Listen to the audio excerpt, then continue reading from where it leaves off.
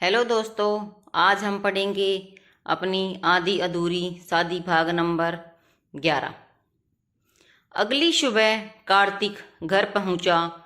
उसे देखकर सब बहुत खुश हुए। आज युग भी कॉलेज नहीं गया। युग खुशी से चिल्लाते हुए बोला, भाई I am very happy. Finally अब मुझे आपके साथ टाइम स्पेंड करने को ढेर सारा समय मिलेगा। आई रियली मिस यू भाई। कार्तिक ने भी खुशियों से गले लगा लिया। हाँ, अब हम एक साथ ही रहेंगे। कार्तिक भी उससे बहुत प्यार करता था। वह उसकी खुशी के लिए कुछ भी कर सकता था। युग के चिल्लाने की आवाज़ सुनकर वंदना जी भी अमरेंद्र जी भी के साथ बाहर आ गई। कार्तिक को देखकर खुश होते हुए बोली, मेरा बच्चा फाइनली घर आ गया, और उसके माथे को सहलाते हुए उसका सर चूम ली। कार्तिक ने पहले उन दोनों के पैर छुए और फिर उनके गले लग गया। सब हॉल में आकर बैठ गए और कार्तिक से उसके सफर के बारे में पूछने लगी। फिर वंदना जी किचन की ओर चली गई कार्तिक के लिए नाश्ता तैयार करने। कार्तिक ने थोड़ी देर इधर उधर देखा। उसकी नज़रें माही को खोज रही थी। उसे वह कहीं नजर नहीं आई तो उसने चैन की सांस ली। चलो, सामना होने से अभी तो बच गए। फिर वह फ्रेश होने के लिए अपने रूम में चला गया। जब फ्रेश होकर वह बाहर निकला तो अनायास ही उसकी नज़र माही के कमरे की ओर चली गई। कमरे का दरवाजा बंद था। शायद वह अंदर हो या फिर नीचे हो। उसने सोचा, फिर अपना सिर झटका कि वह क्यों उसके बारे में सोच रहा है। वह नीचे चला आया। न चाहते हुए भी एक बार फिर उसकी नज़र माही को ढूंढने लगी। वैसे तो योग माही से रिलेटेड हर छोटी से छोटी बात भी कार्तिक को फोन पर बताता था, परंतु शायद उसके हॉस्टल जाने के बाद उसने जानबूझकर उसे नहीं बताया था। वह सुबह से ही गौर कर रहा था कि भाई की नज़रें माही को ढूंढ रही हैं। उन्हें इस तरह उसके लिए बेचैन देखकर उसे बहुत अच्छा लगा। अब युग ने अनजान बनते हुए कार्तिक को छेड़ना शुरू कर दिया। युग, भाई आप कुछ ढूंढ रहे हो क्या? कार्तिक चौंकाते हुए बोला, नहीं तो युग, ओह, पर ना जाने क्यों मुझे ऐसा लगा कि आप कुछ ढूंढ रहे हो। इस समय चाय का कप लेते हुए अमरेंद्र जी ने वंदना जी से बोला, इतने दिनों से माही के हाथ का चाय पीने की आदत हो गई थी, इसलिए आज चाय का स्वाद भी कुछ फीका लग रहा है। वंदना जी भी इस पर उदास होते हुए बोली, आप एकदम सही बोल रहे हैं। आज कितने दिनों के बाद मैंने सुबह की चाय बनाई है, वरना किचन तो उसने पूरी तरह से संभाल लिया था। और फिर दोनों उदास हो गए। उन्हें माही की कमी खल रही थी। माही का नाम सुनते ही कार्तिक का दिल ना जाने क्यों धड़का। क्या वह सच में ये घर छोड़कर चली गई है? पहले तो वह कुछ झिझका।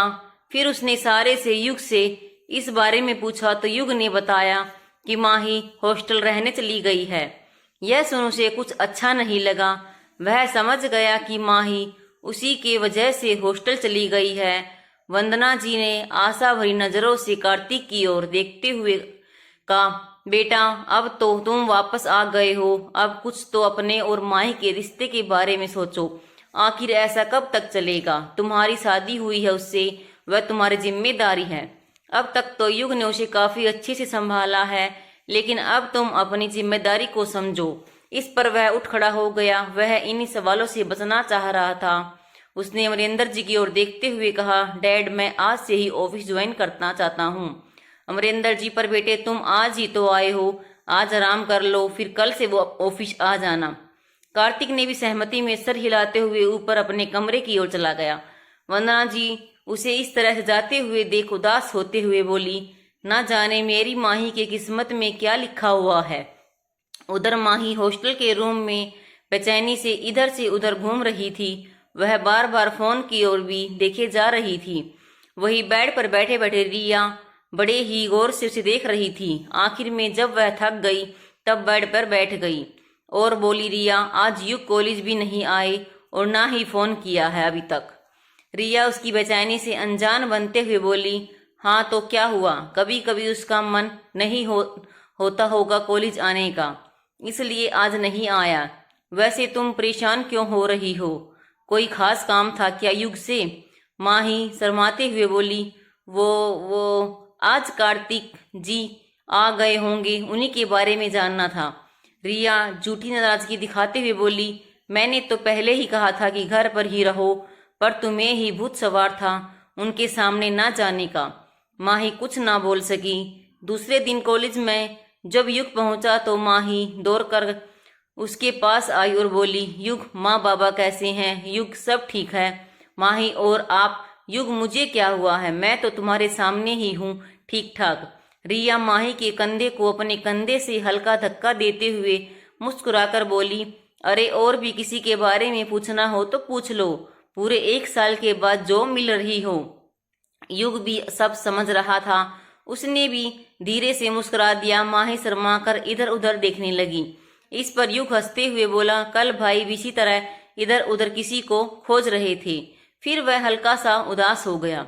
उसे याद आ गया कि किस तरह वंदना जी दोबारा माही की चर्चा करने पर कार्तिक उठकर चला गया।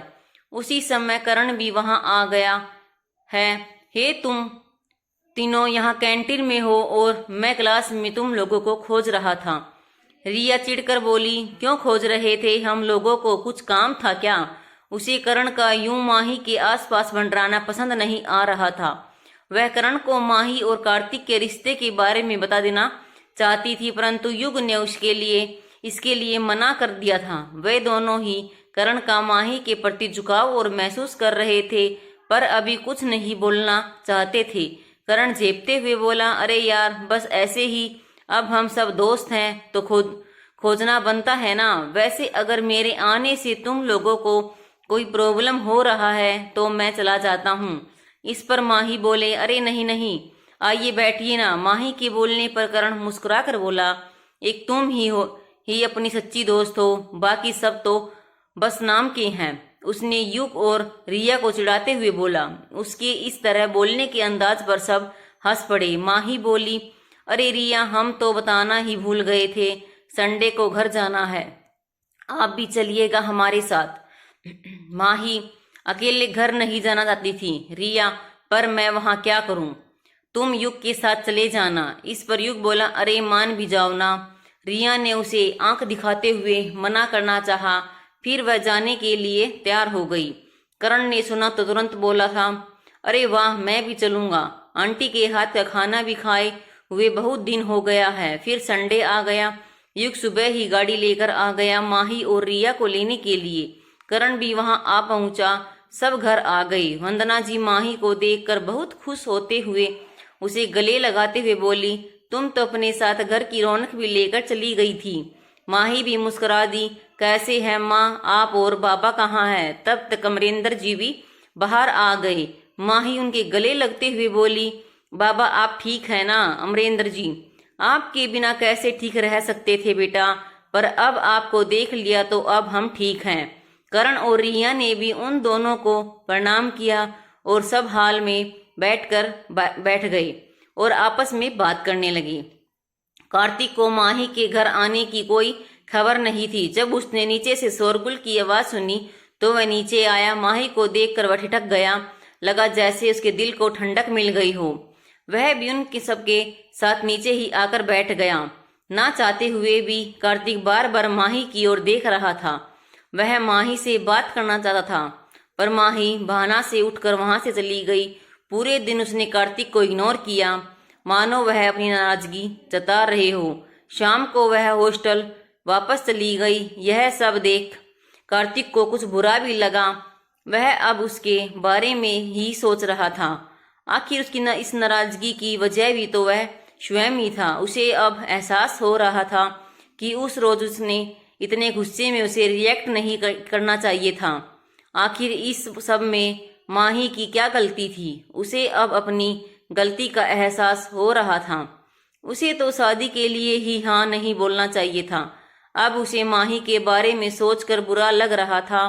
वह अब सोच सकता था कि माही को इस सब से कितनी तकलीफ हुई होगी, उसके मन पर क्या बीता होगा। 6 महीने बीत गए थे उस बात को। उसने एक बार भी माही से बात करने की कोशिश नहीं की थी।